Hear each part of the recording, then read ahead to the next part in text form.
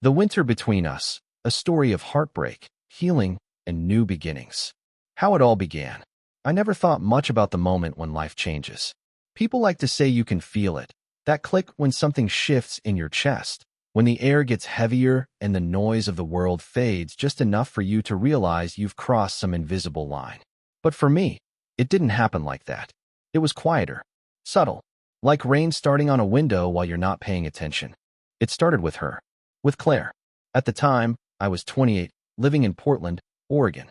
I had a decent life, a freelance graphic designer with too many unpaid invoices and too many playlists titled for when I finally figure things out. My apartment was small, messy, and smelled faintly like the Thai food I'd ordered the night before. But it was mine. It was safe. Lonely, maybe, but predictably lonely. And there's a strange kind of comfort in that. Most mornings, I worked from a cafe on Belmont Street, Ground and Grace. A name that always sounded too poetic for how bitter their coffee actually was. But they had strong Wi-Fi and soft jazz playing in the background, and I liked pretending I was one of those people who had their life together. That's where I first saw her. Claire came in on a Monday, late October, maybe. She had this energy, the kind that fills the space before she even sits down. Long brown hair tied in a loose braid, oversized sweater, laptop covered in faded stickers that looked like they'd been there since college. She ordered a black coffee, no sugar, no milk, and sat 2 tables away from me. At first, I didn't think much of it. But something about her, the way she chewed her lip when she read, how she tapped her fingers to music only she could hear, it was magnetic. Not loudly beautiful, but real. Human. Like someone who'd already lived a few lifetimes before this one. For the next few days, she kept showing up around the same time. Always the same order. Always sitting by the window. Sometimes she'd glance up and catch me looking. I'd look away. She'd smile a little. Nothing more.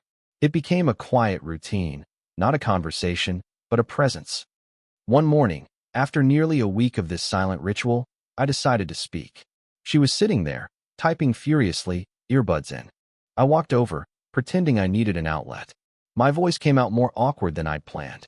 Hey, is this seat taken? She looked up. For the first time, I saw her eyes, gray with a tint of green, like storm clouds before the rain. No, she said, pulling out one earbud. Go ahead. I sat down, heart beating faster than it should have. I've seen you here a few times. You always look busy. She smiled slightly. Busy is just another word for avoiding something. That line stuck with me. I didn't know it then, but that sentence was the blueprint of her life, and soon, of mine. We talked for almost an hour that day. About books, art, music, and how both of us secretly hated mornings but were forced to pretend otherwise. When she left, she waved without saying anything. I remember watching her walk out into the drizzle, her sweater soaking up the rain, and thinking, I hope she comes back. She did. Every day after that. Sometimes we'd talk for a few minutes. Sometimes she'd just smile and nod. But slowly, her presence became something my day revolved around. Like coffee, I could survive without it, but I didn't want to. Then one Friday, she didn't show up. Saturday, still nothing. Sunday, cafe closed. Monday, empty chair. By Tuesday, I was telling myself she was just busy, but something in my chest ached, like I'd lost something I never actually had. Then, on Wednesday, she walked in again, drenched from the rain, no umbrella, hair sticking to her face. She looked exhausted. You okay? I asked. She hesitated before answering. Yeah, just life stuff. It wasn't the words, it was the way she said them. Quiet, fragile, like she'd been holding herself together for too long. That day, she sat at my table without asking. And just like that, the line between strangers and something else blurred. Over the next few weeks, we fell into a rhythm. Morning coffee, shared playlists, long talks about everything and nothing. I learned that she worked as a writer, or, as she put it, someone who's perpetually underpaid for her thoughts. She'd moved to Portland after a breakup. He was a good guy, she said once. Just not my forever person. I didn't ask more. I could tell she didn't want to explain. In return, I told her bits about me, my work, my failed college band, how I sometimes stayed up too late trying to fix things that weren't broken. She laughed easily, but there was always a shadow behind her eyes. Something untold. Something that felt like both a warning and a promise. One night, as the cafe was closing, she said, "You know what's weird? You feel like someone I've known for years." I smiled. Maybe we just skipped the small talk phase. She looked at me then, really looked. Or maybe we're both just lonely in compatible ways. I didn't know what to say to that, so I just nodded.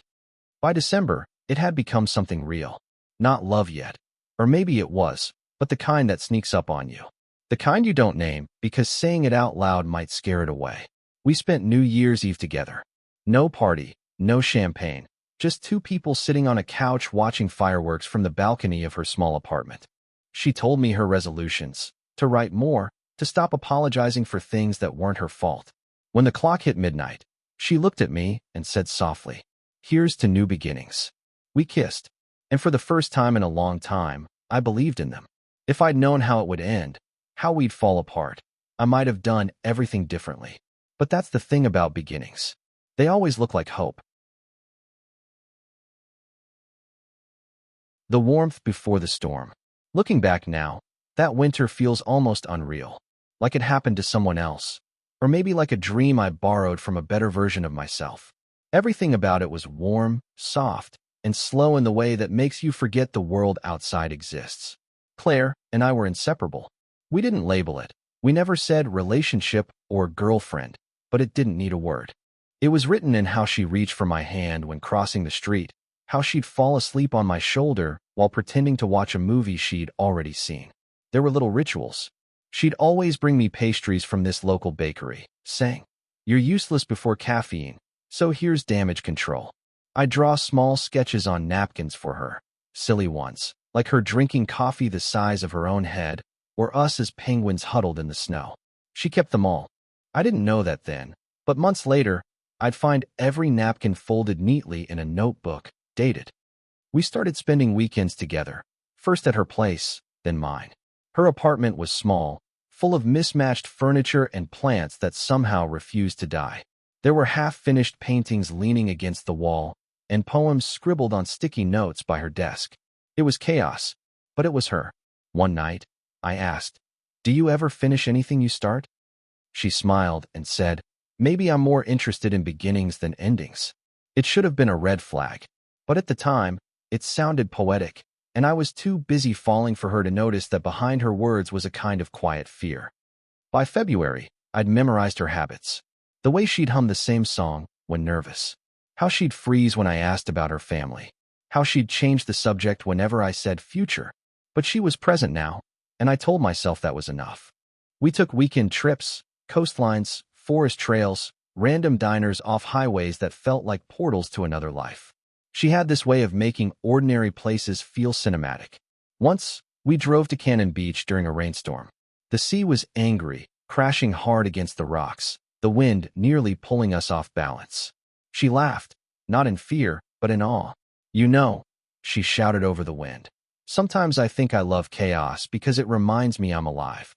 And I believed her, because standing there beside her, soaked to the bone, I'd never felt more alive either. At night, we'd talk for hours.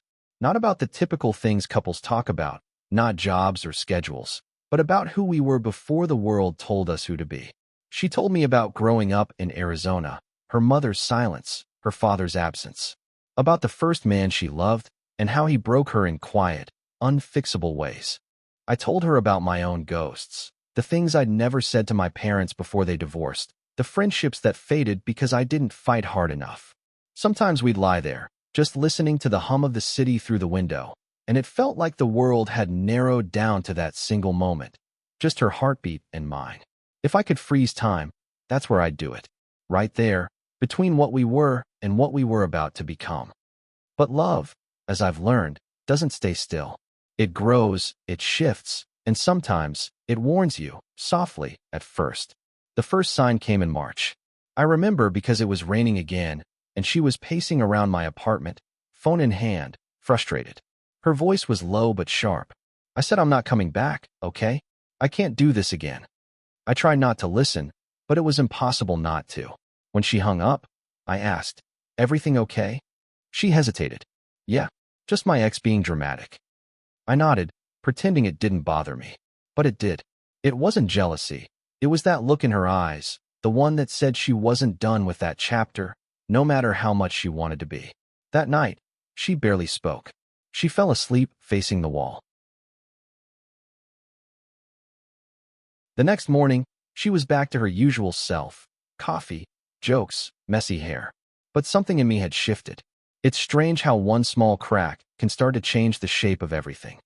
By April, she started canceling plans. Work deadlines, she'd say. Or, I just need some time alone.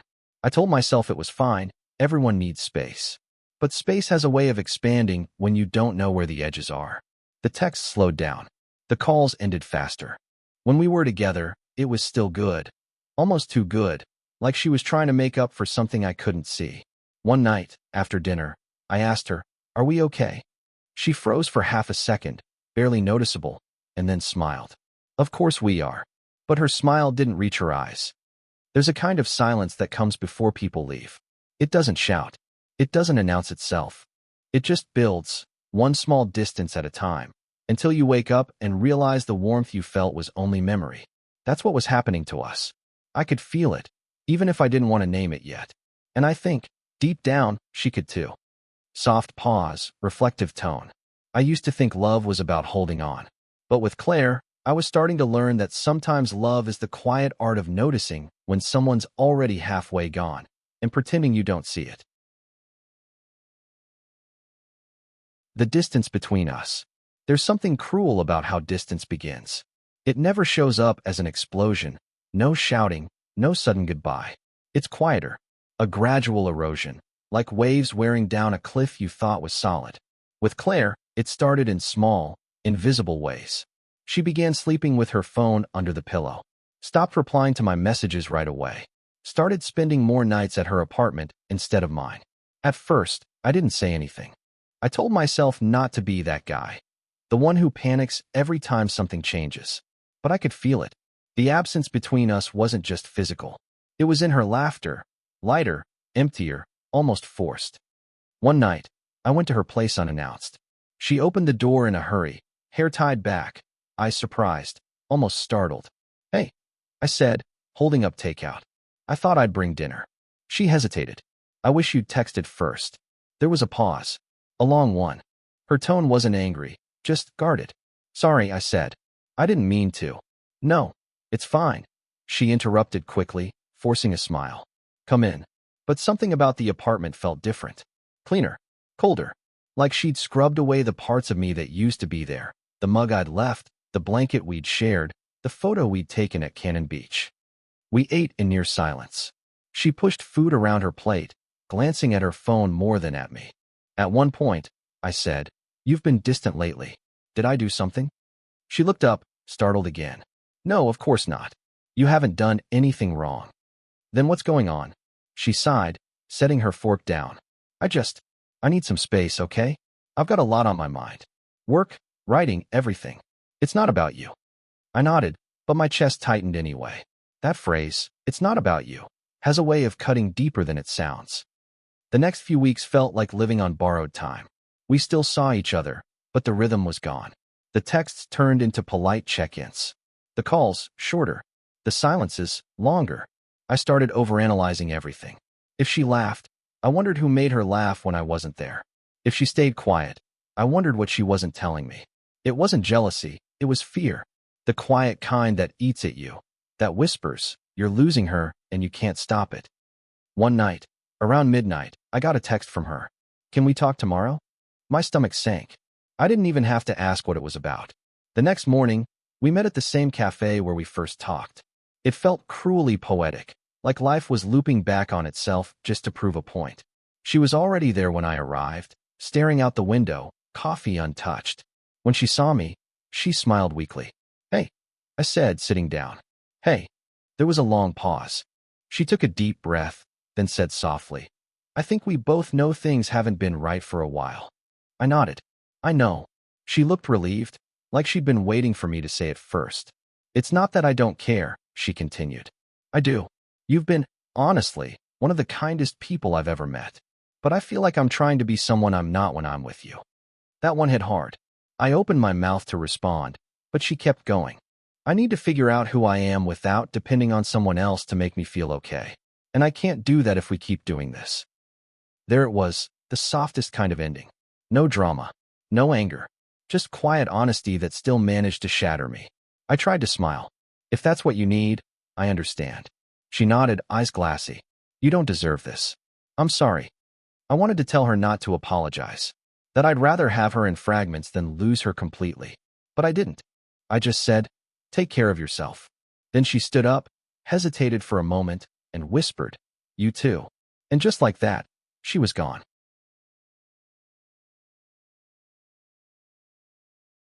The next few days were a blur.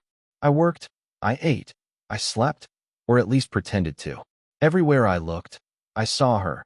In the corner of my apartment, in the playlist she made me, in the ghost of her laughter still echoing through my head.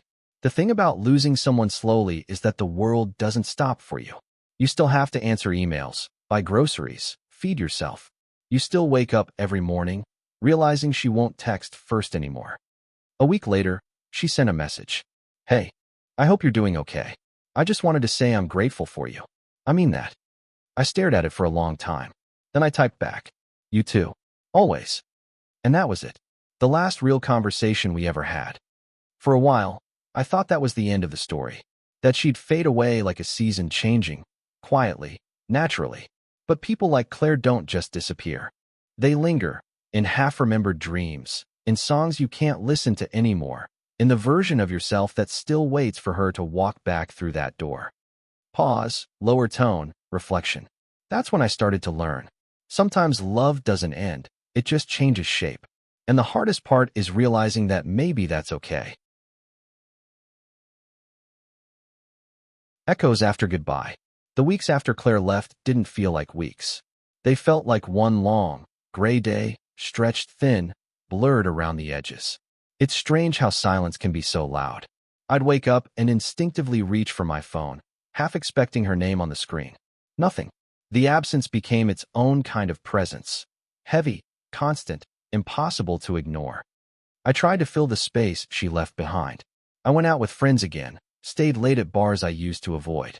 They asked me how I was doing, and I said the same thing every time. I'm fine.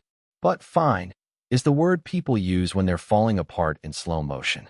At night, I'd come home to the apartment we used to share. Her scent was still there, lavender and coffee and something like rain. I'd tell myself I'd get rid of it, wash the sheets, buy new candles. But I couldn't, because as much as it hurt, part of me still needed her ghost around, as proof that what we had was real. I started scrolling through old messages.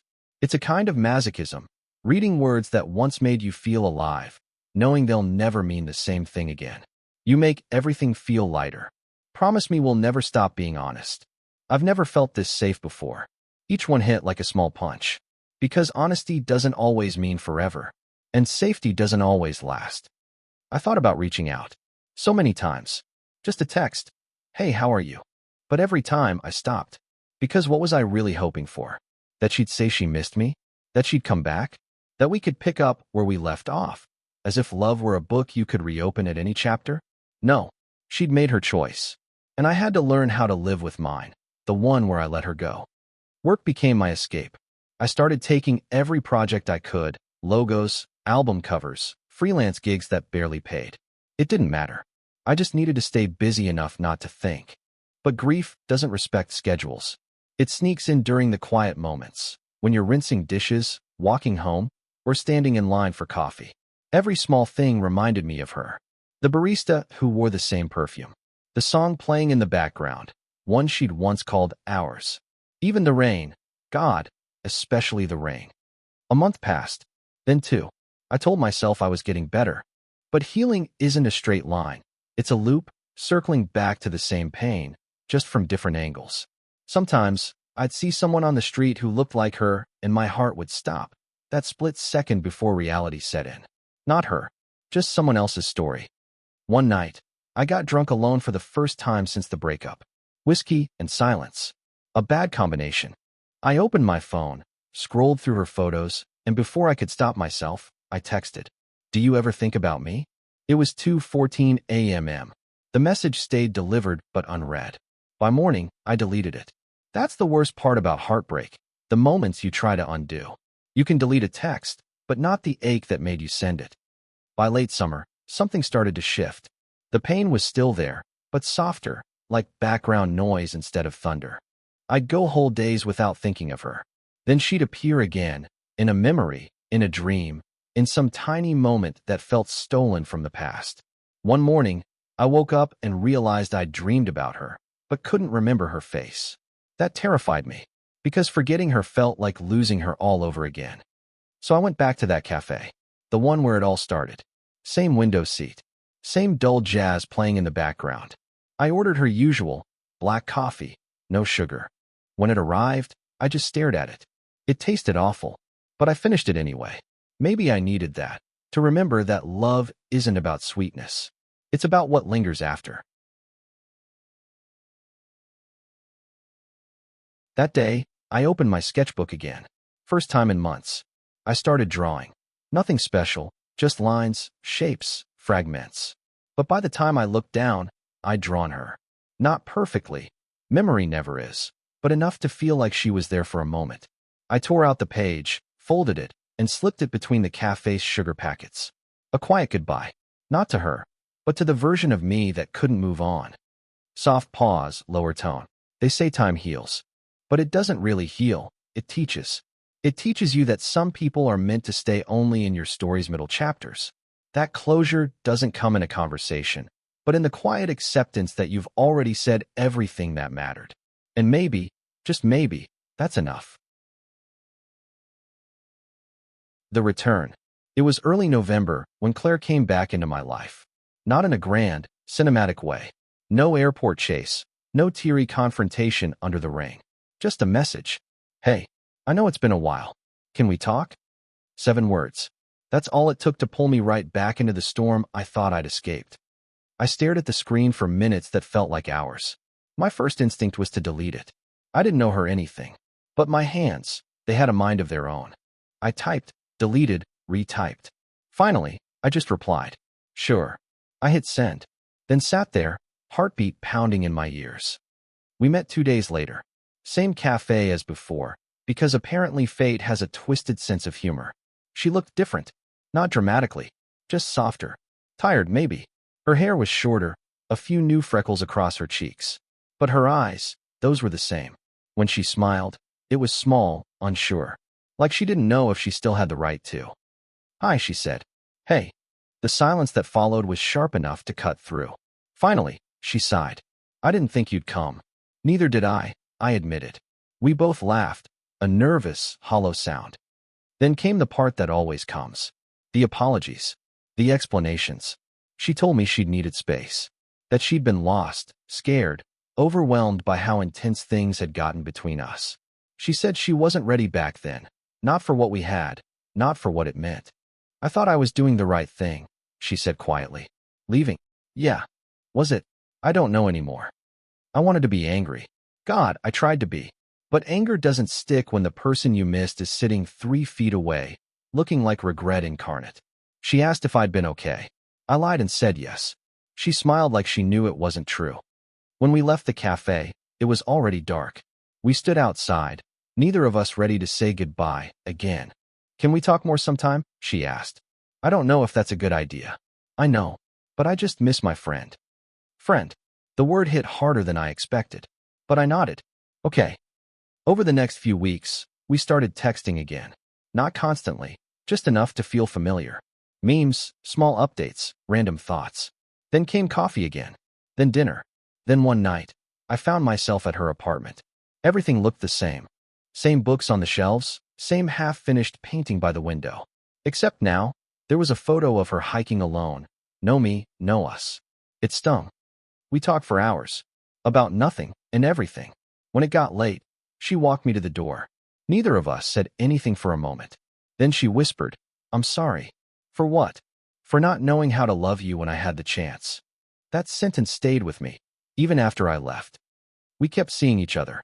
Slowly, carefully, like walking barefoot over glass. It wasn't like before. It was quieter, more fragile. But one night, as we sat on her balcony, she leaned her head on my shoulder. And for the first time in months, it felt like breathing again. Still, I couldn't shake the question.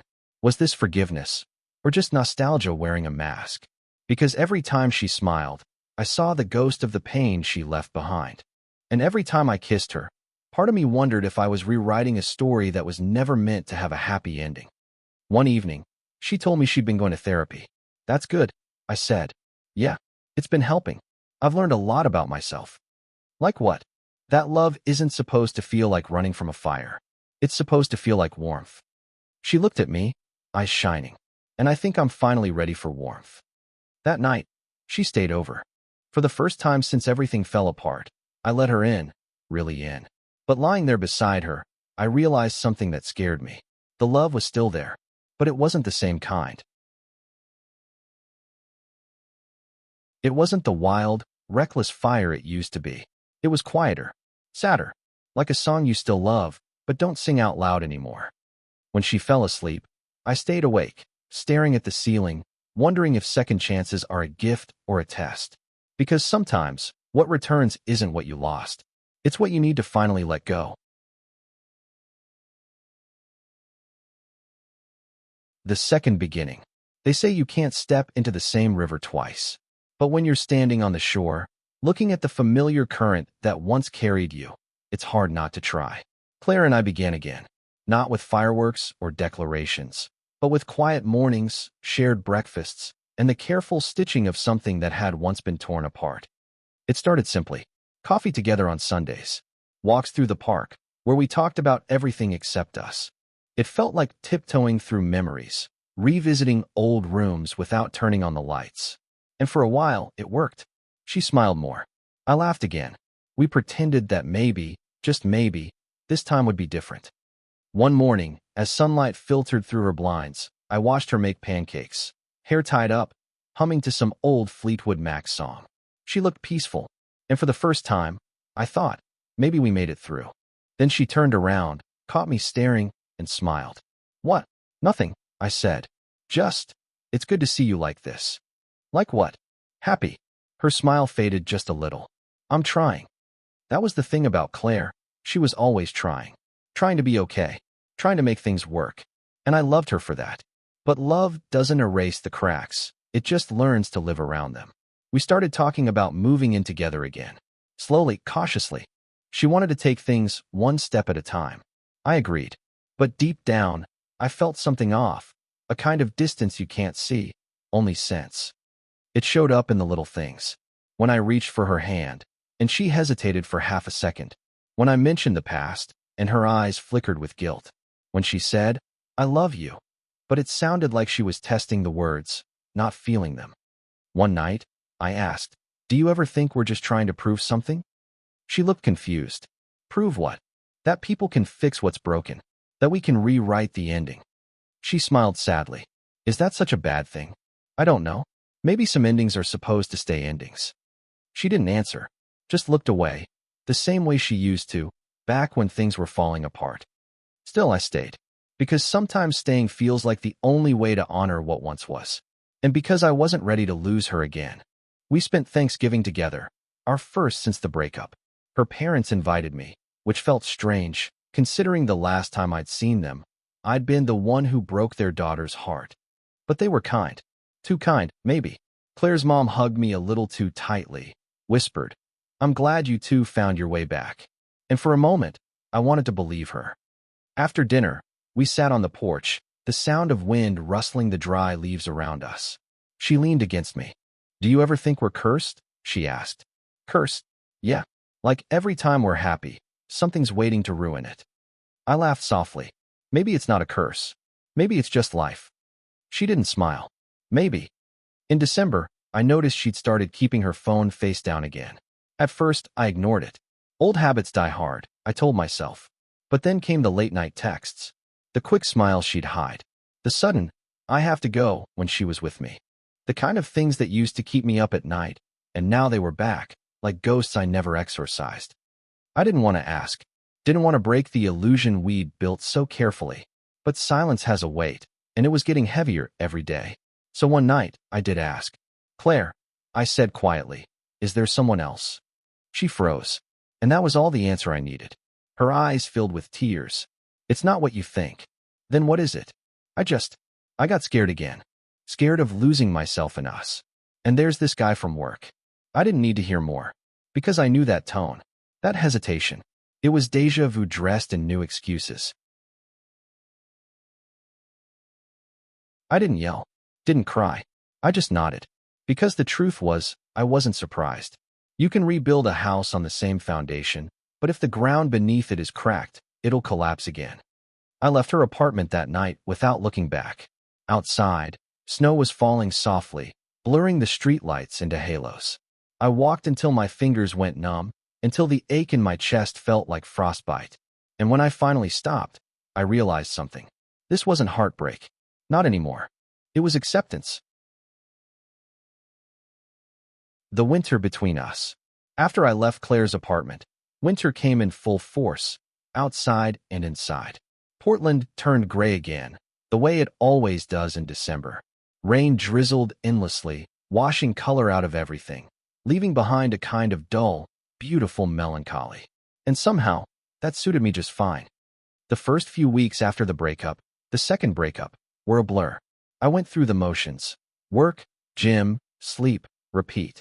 Except I didn't really sleep. I'd lie awake until dawn, the glow of the city bleeding through my curtains, wondering how two people could find each other twice and still end up lost. People love to say time heals all wounds, but they never tell you how long it takes for time to even start doing its job. At first, every reminder hurt. The coffee shop we used to go to, the playlist we made, the smell of rain on her jacket that somehow still lingered in my closet. But pain has a strange rhythm. It dulls. Slowly, quietly, until one day you wake up and realize it's not gone. It's just background noise. Around January, I started writing again. Not for work, for myself. Little pieces of thought, fragments of memory, things I wished I'd said. It wasn't therapy, but it felt close. Like bleeding ink instead of blood. One day, I found an old photo of us from the first year. We were at the coast, standing in front of the Pacific, laughing at something I can't even remember now. I looked happy. She looked alive. And I realized we were perfect then. Not forever. Just then. And maybe that's okay. A few weeks later, I ran into her by accident. At a bookstore, of all places. She was standing in the poetry section, flipping through a copy of Mary Oliver. When she saw me, she froze. "Hey," she said softly. "Hey." The silence between us wasn't heavy this time. It was peaceful. "How have you been?" she asked. "Better," I said truthfully. She smiled. "Good." For a moment, I thought about asking how she was. But then I realized I didn't need to know. Her story wasn't mine to carry anymore. That night, I went home and deleted her number. Not out of anger. Not out of bitterness. Just because I was ready. It felt strange, like setting down a box you'd been holding so long. You forgot how heavy it was. By February, life began to move again. I started taking small trips, Seattle, the coast, even a weekend in Montana with some friends from college. And in all that movement, I found stillness. Not the empty kind, the grounded kind. I realized I didn't miss her anymore. I missed the version of me that existed when I was with her. The hopeful, reckless, stupidly romantic me. But that guy wasn't gone. He'd just grown quieter. One night, sitting by the fire on that Montana trip, a friend asked, "Would you ever take her back if she came around again?" I thought about it for a long time. Then I said, "No." He nodded, like he already knew the answer. "Why not?" he asked. "Because I finally learned what love isn't." He didn't ask me to explain, and I was grateful. Some lessons don't need words. Winter dragged on, as it always does. But I stopped resenting it. There was something poetic about the cold. It stripped everything bare, left only what could survive. And I guess that's what I was learning to do too. By March, the first signs of spring appeared. Tiny buds on trees. A bit more sunlight sneaking through the blinds. I remember walking home one day, coffee in hand, when I passed that same cafe where it all began. A couple was sitting at our table, laughing, leaning close, lost in their own world. And for the first time, it didn't hurt. I just smiled. Because life goes on, not in spite of heartbreak, but because of it. That night, I wrote one final note in the journal I'd been keeping since she left. Some people teach you love. Others teach you loss. The lucky ones teach you both. And when it's over, you realize that was the lesson all along. thawing the silence. Spring arrived quietly, not with a bang, but as if the city itself was stretching after a long, gray sleep. The rain thinned, leaving puddles that mirrored the pale blue sky. I noticed how colors crept back into Portland: brick walls, cherry blossoms, even the dull green of moss on sidewalks. For the first time in months, it didn't feel like the city was mocking me. It felt alive. I started running again. Not for fitness, not for distraction, but to feel the cold air filling my lungs, my legs pounding the pavement, my heartbeat echoing in rhythm with the world around me. There was a strange joy in being present. My mornings became mine again, the kind of freedom I hadn't known I missed so desperately. Work was the same, predictable and comforting in its monotony. Yet I found myself noticing things I had ignored before. The way sunlight hit the office window in the late afternoon, how my coworkers laughed over small jokes, the faint smell of coffee that clung to the break room air. These tiny details reminded me that life had texture beyond the heartbreak, beyond the loss. I met new people, slowly, not with the expectation of filling the void she had left, but simply because I was curious again. There was Marcy, who worked at the local art gallery. She laughed easily, her enthusiasm unforced, and she challenged me to see things differently. Paintings, perspectives, even my own assumptions about people. And then there was Jonas, a friend of a friend, who loved hiking and midnight drives. We never went beyond casual conversations at first, but each meeting peeled away layers of me that had hardened with grief. One evening, I found myself wandering down the waterfront. The sun was low, golden on the rippling river. I sat on a bench I hadn't visited in years, letting the wind whip around me. And I remembered the promise I had made to myself after the bookstore encounter, to let go fully. I didn't want to erase memories. I wanted to live alongside them, to let them exist without dictating the way I moved through the world. I realized that love, as much as it hurt, had prepared me for this, not for reconciliation with her, but for reconciliation with myself. By late April, the city was blooming. Tulips and daffodils crowded the parks, and the air smelled faintly of damp earth and possibility. I started exploring new neighborhoods, stopping in cafes I hadn't noticed before, sketching ideas in a notebook, taking photographs of things I once walked past without thought. Creativity returned, not with a roar, but with a steady pulse. It was during one of these wanderings that I met Claire again, though not in the way one might expect. She was walking a dog down Hawthorne Boulevard, her laughter carrying over the street, a familiar warmth that no longer had the weight of intimacy. Our eyes met for a brief moment, and I smiled. She smiled back. No words, no tension, just recognition that we had both moved on in our separate ways. That night, I didn't think about her at all. I thought about the quiet mornings, the sketches in my notebook, the first buds of May, the way Portland smelled after a rainstorm. I thought about the ways I had changed, grown quieter, yes, but also more grounded. And then something unexpected happened. I started dreaming again. Not just ordinary dreams, but vivid, restless ones, full of possibility. I dreamed of a road trip with friends, a night camping beneath the stars, a painting I might never finish but would never stop trying to perfect.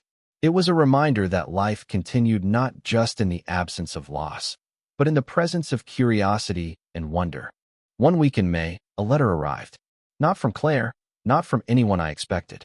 It was from my younger self, tucked inside a forgotten journal, a note I had written months before the second breakup. I read it aloud to the empty room. Keep moving. Keep believing. Even if the world falls apart, there's something left to find. I laughed softly.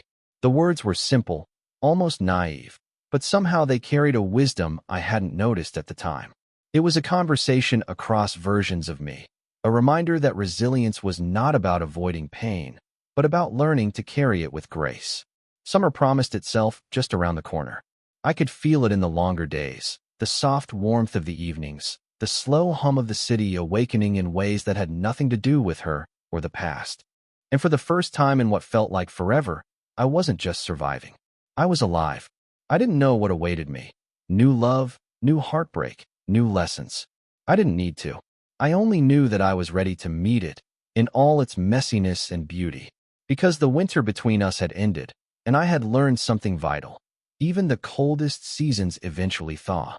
And in that thaw, I found myself again. The summer that held us. Summer arrived like a slow crescendo. The mornings were warmer, and the streets glimmered with sunlight bouncing off wet pavement that had survived the spring showers. Portland felt different, more alive, more daring. I felt different, too. The quiet introspection of winter had given way to a restless energy I hadn't known I possessed. I started taking long walks without a destination. Sometimes I ended up in old neighborhoods I hadn't visited since college. Sometimes I stumbled upon tiny bookstores, little coffee shops, or public gardens tucked behind brick walls. Each discovery felt like a small victory, a reminder that the world was still full of things worth noticing. It was during one of these walks that I met Lila. She was sitting on the steps of a mural-covered building, sketching the chaotic colors on the wall. Her hair caught the sunlight in a way that made it seem almost alive, a cascade of auburn and gold. She glanced up, smiled briefly, and returned to her sketch. Something in her calm focus drew me closer. "Do you always sit here to draw?" I asked a little too eagerly. She looked at me, tilting her head. "Only when the wall demands it," she said, a small smile tugging at the corner of her lips. "And occasionally when strangers interrupt my concentration." I laughed, and just like that, the conversation began. Over the next few weeks, we started meeting more deliberately. Walks turned into lunches, lunches into late-night drives along the coast, where the ocean stretched endlessly under the moonlight. Lila had a way of noticing the unnoticed, the subtle swell of waves, the texture of sand beneath our feet, the way clouds moved like thought itself across the sky. I found myself seeing the world differently through her eyes. For the first time in months, I talked about things I hadn't shared with anyone, small fears, regrets, fleeting dreams. And in doing so, I realized how much of my life had been paused, frozen by grief and habit. Lila's presence didn't erase the past, but it made room for the present in a way that felt urgent and necessary. One evening, we sat on a cliff overlooking the Pacific. The sun was setting, casting long shadows across the water, and the wind whipped our hair across our faces. I felt the tension of months, years, even, slip away. "You seem lighter these days," Lila said softly. "I think I finally let go," I admitted. Not just of her, but of the version of myself that was stuck in that pain. She nodded. "That's brave." "Maybe," I said. "Or maybe it's just overdue." We sat in silence for a long time, watching the horizon shift colors, gold, pink, deep purple. And I realized something crucial. Life didn't have to be about reclaiming what was lost. It could be about discovering what was possible. Back in the city, summer unfolded in a blur of experiences. Festivals, late-night concerts, impromptu picnics in the park. I found myself smiling more, laughing more freely, and sleeping more soundly. The restless energy from spring had become purpose, a drive to engage fully with the world. Work changed, too. I proposed a project I had been hesitant to pursue before, a series of photo essays capturing Portland's overlooked corners. The team supported it, and the project began to take shape. I found satisfaction not just in the work itself, but in reclaiming confidence in my own judgment and creativity. But summer, as it always does, carried its own lessons. Lila and I weren't perfect. We argued about trivial things, directions, late responses to messages, differences in priorities. Each argument was uncomfortable, a reminder that even new beginnings carried complexity. Yet, with each conflict, I found patience I hadn't known I possessed. I learned to listen, not just hear. To compromise, not just insist. To stay present, even when it was easier to withdraw. One afternoon, we rented a small cabin in the mountains for a weekend. It rained the entire time, trapping us indoors with nowhere to go but each other. At first, the tension of confinement felt suffocating. But then we cooked together, sang songs off-key, and told stories we'd never shared with anyone else. By the second day, the storm outside seemed less important than the storm of laughter, vulnerability, and honesty inside. It was during that weekend that I realized something profound. Life wasn't just about avoiding heartbreak or chasing joy. It was about the messy, unpredictable interplay of both. The pain of the past, the excitement of the present, the uncertainty of the future. They coexisted, and embracing that truth was liberating. By late August, the city began to hum with a softer rhythm. The heat of July had waned, and the streets smelled of damp earth and cooling asphalt. Lila and I walked along the waterfront, hand in hand, watching kayakers glide through the reflections of golden light. For a moment, everything was quiet, perfect in its impermanence. I thought of Claire, not with longing, not with regret, but with understanding. She had taught me what love could be and what loss could teach. And now, Lila was teaching me what life could be: fragile, vibrant, unpredictable, and utterly alive. I kept journaling, as I had all through the winter and spring. But the words had changed. They weren't confessions of loss, but reflections of discovery. Fragments of sunlight, laughter, fleeting moments that made life worth documenting. One night, lying awake as the city settled into its nocturnal rhythm, I wrote in my journal, "The heart has room for many lessons. Some stay to remind us of what we've lost. Others arrive to show us what we can still find. And sometimes, the bravest act is simply to keep walking forward, knowing that every step matters." Summer ended not with a grand statement, but with a quiet sense of fulfillment. The first signs of autumn appeared, a crispness in the air, leaves beginning to turn. I knew challenges were ahead, uncertainties I couldn't predict. But I felt ready. For the first time in years, I wasn't waiting for life to happen. I was participating, and that made all the difference. The autumn of becoming. Autumn arrived with a quiet inevitability. The mornings smelled of wet leaves and firewood, the kind of scent that made you pause and breathe in deliberately, savoring the passage of time. Portland had transformed again, brick walls streaked with amber, the river reflecting gold and copper light. And I, too, felt transformed. I no longer walked the streets as a man defined by heartbreak or loss. The winter had thawed, the summer had revealed what was possible, and now the fall demanded presence, a deeper awareness of the layers beneath the surface. I noticed details I might have overlooked before. The way sunlight refracted through a window onto a wooden floor, the subtle rhythm of a city waking, the quiet conversations that threaded through cafes and streets alike. Lila and I continued our ritual of exploration. Weekends were spent wandering neighborhoods, sketching, photographing, and sometimes simply sitting in silence, sharing the comfort of mutual understanding without the need for constant conversation. Our connection had deepened, not through grand gestures or dramatic confessions, but through the quiet consistency of presence. One afternoon, we found ourselves at a small, overlooked park near the east side. The leaves had begun to fall in earnest, creating carpets of red and gold. I lay on the grass, arms stretched behind my head, watching clouds drift across the sky. Lila sat beside me, sketching the scene with effortless concentration. "You seem different," she said after a while, not as an observation, but as a gentle acknowledgement. "I feel different," I admitted. "I think I finally understand that life isn't about waiting for the perfect moment. It's about making the moments we have matter." She smiled, and I saw it, the kind of smile that carried understanding without needing explanation. I realized that love, in its truest form, is as much about witnessing someone's growth as it is about sharing joy. It is present in the quiet, ordinary moments, as much as it is in the extraordinary ones.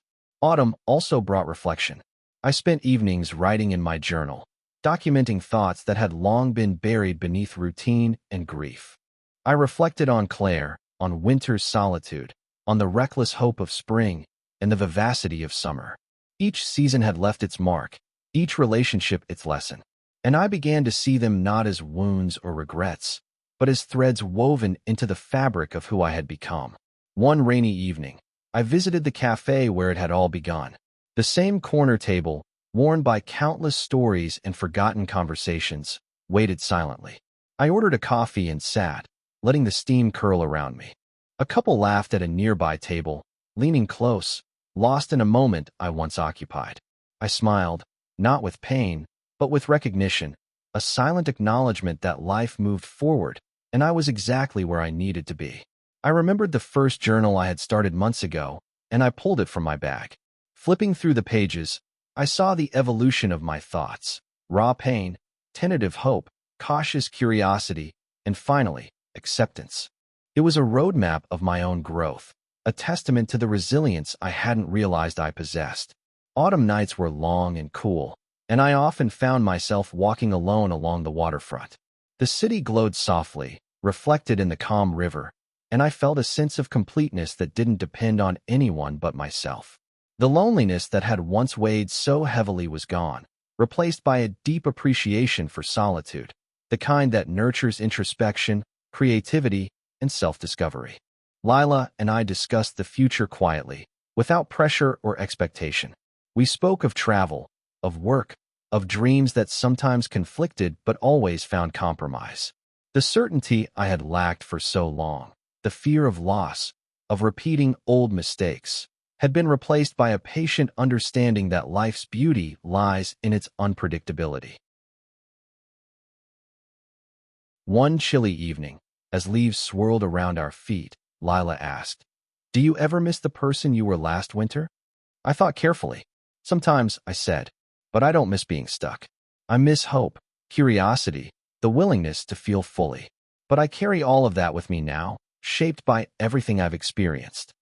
We walked in silence after that, letting the crisp air fill the spaces between words.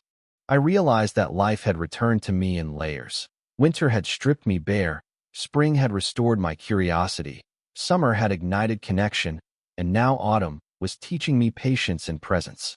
Work and creativity flourished alongside my personal life. My photo essays were well received, capturing overlooked corners of the city in ways that others noticed but didn't always articulate. I began collaborating with local artists, hosting small exhibitions, and finding fulfillment not just in accomplishment, but in shared expression. Each success was quiet, but meaningful, proof that growth is cumulative, not always spectacular. I kept journaling, but the entries had shifted from confessional to reflective. They documented ordinary beauty, sunlight filtering through trees, the way a friend laughed, the smell of autumn rain on dry leaves. They recorded moments of intimacy with Lila, small victories at work, and the slow, steady understanding that life is best lived in awareness, not in waiting. One evening, sitting by the fire in my apartment, I wrote the final lines in the journal that had begun with heartbreak. We live through seasons of loss and discovery. We carry what is gone, and we cultivate what remains. Love teaches us, loss shapes us, and life, unrelenting, unpredictable, beautiful, molds us into someone we are proud to meet in the mirror each morning. I closed the journal and looked out the window at the city below. Lights shimmered across wet streets, reflections dancing like memories. I thought of all the moments that had led me here: heartbreak, solitude, fleeting encounters, laughter, arguments, reconciliation with myself, and the quiet presence of someone new. Each moment mattered. The winter between us had ended long ago, and the thaw had revealed something enduring: resilience, clarity, and the capacity to embrace life fully. I understood now that love and loss were not opposites, but companions, each necessary to the other. As autumn deepened, I walked with Lila through streets lined with red and gold leaves. The wind carried the scent of change and possibility. I held her hand, steady and certain, yet aware that life would continue to surprise and challenge me. I had learned to trust in that unpredictability. And in the quiet, amber light of the season, I finally felt whole. Not because pain had disappeared, not because life was perfect, but because I had learned to inhabit every moment, fully present, fully alive. The city pulsed around me, vibrant and breathing, and I realized the story didn't end. It continued, in every step, every breath, every choice. And I was ready, because the seasons would keep changing, and so would I, stronger, wiser, and unafraid.